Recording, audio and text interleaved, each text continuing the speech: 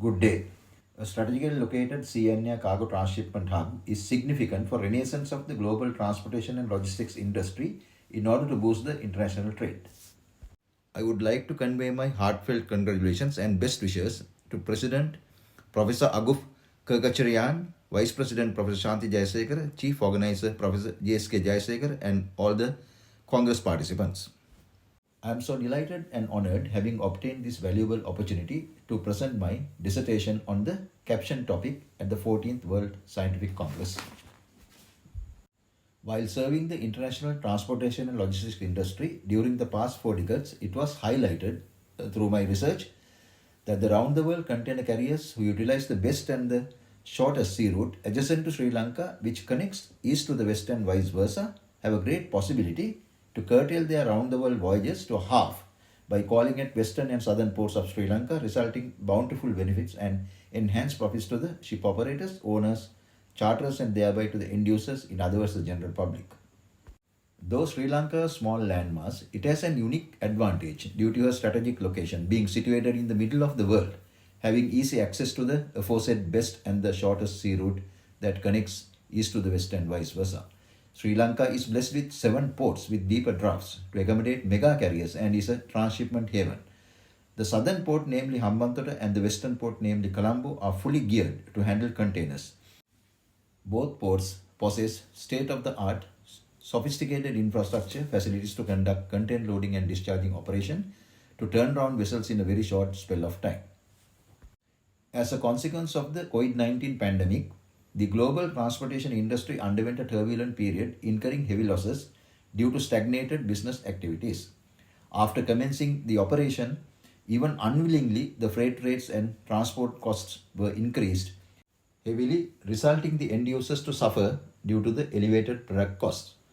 Freight in percentage equals to 10% of the delivered finished product cost to the end user's doorstep, whereas 90% equals to the procurement cost of the finished product. Under the circumstances, it is of paramount importance to venture into innovative ideas in this nature by utilizing available resources to retain revenue through cutting down the unnecessary expenses to the maximum to stabilize the international trade in order to benefit the ship owners, operators, charterers, shippers, consignees, and finally the general public. However, as a consequence of COVID-19 pandemic, few round-the-world container carriers have shortened up their voyages due to severe financial constraints that they underwent, but not at all over any innovative thinking. In order to achieve the aforesaid target, the round-the-world container vessel operators who deliver the bulk of the world's commodities by sea must lay emphasis in new strategies similar to the above to gain profits by mitigating costs.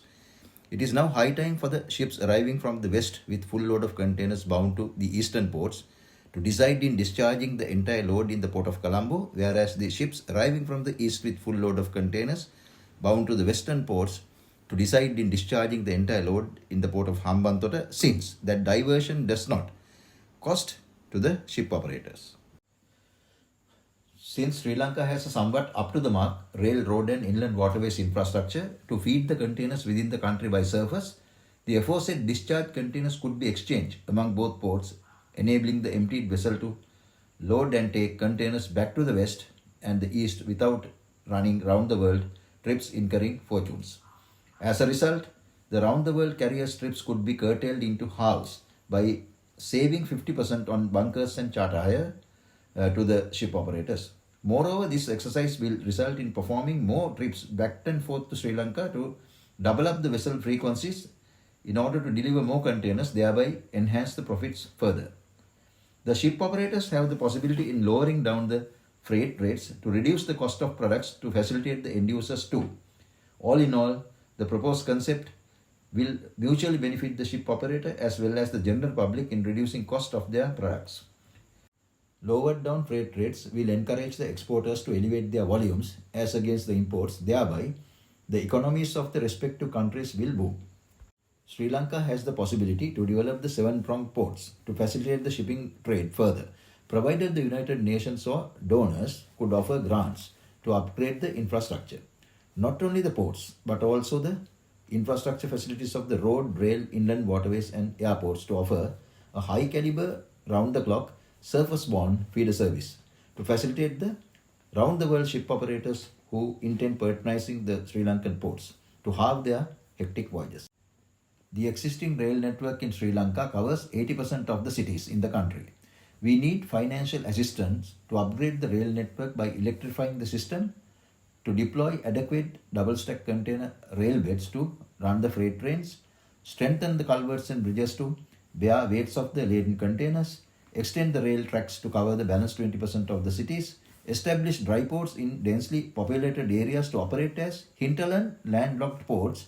macadamize the ground surfaces of the dry ports to stack containers in 6 to 8 high tiers,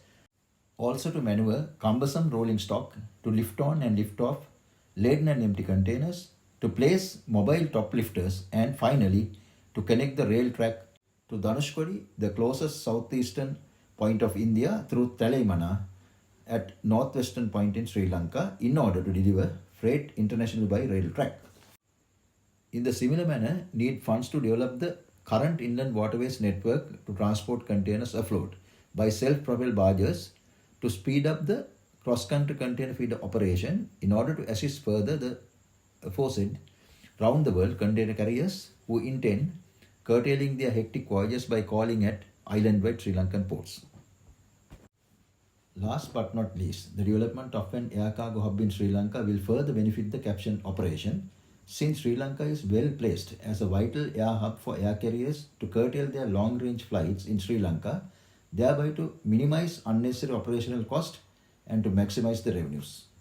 In Sri Lanka, we have two major internationally recognized airports, one at Katunayaka in the western province and the other at Mattala in the southern province of Sri Lanka. Being a vital aviation hub, it is possible to operate a fully fledged MRO, maintenance, repair and overhaul unit, an air transshipment cargo hub, and an aircraft cannibalizing center as well. In Mattala, the second major airport will be the best option for this novel diversification. It has been noticed through my research that 65% of Asian expatriates are employed in the engineering divisions of the blue chip major global aircraft manufacturers and sellers, namely Boeing, Airbus, Lockheed, McDonnell Douglas, and so on. The so-called gigantic conglomerates mint money on MRO operation, that is maintenance, repair and overall operation. They do not earn much from the sale of the aircrafts, being that a one-time deal. Asian expatriates are the breadwinners for the so-called aircraft sellers, since the Asian labor diaspora carry out the vital MRO function by shedding their sweat and blood to carry out the periodical maintenance, to obtain airworthiness certificates to keep the metals fly in the sky from the day one till the aforesaid aircrafts reach the graveyards. In every 4 years or so, the aforesaid periodical surveys to be done after attending to the costly MRO operation. They mint a fortune in this manner because charges are pretty expensive